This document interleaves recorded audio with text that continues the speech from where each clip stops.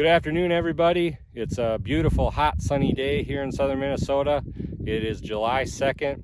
I'm out here in a field of Pioneer P20T64E E3 soybeans.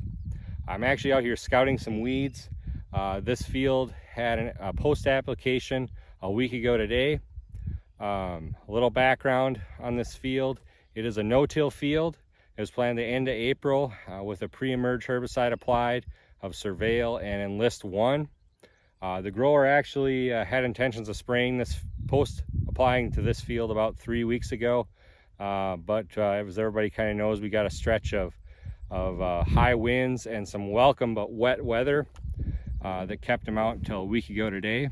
So what was applied a week ago was a quart of Abundant Edge glyphosate, a quart of Enlist 1, a pint of Everprex, which is a group 15 for residual control, and 7 ounces of Volunteer for volunteer corn control. So I'm going to show you a before photo of a giant ragweed a week ago.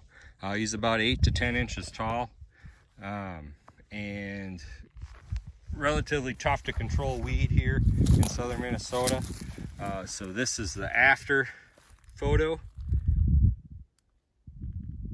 As you can see, that 2,4-D choline is doing some pretty good work on him. I don't think he will escape. So very exciting. I also have a water hemp that I flagged, and I'll show you the before photo of. Also about 8 to 10 inches tall.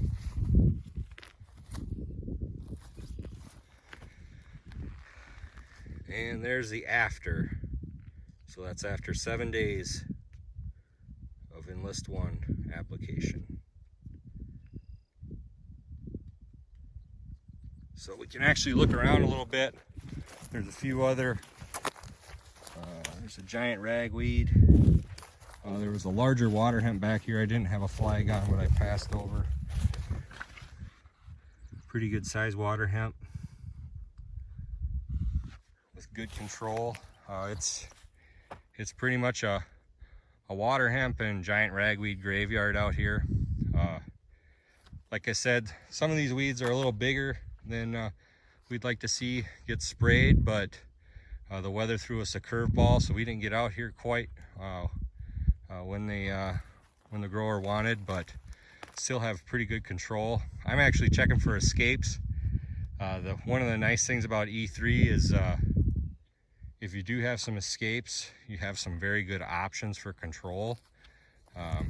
So if I notice some escapes next week, we could still get a shot of Liberty on these beans, or you can spray Enlist 1 through R2, which is full flower, which typically in southern Minnesota occurs mid-July.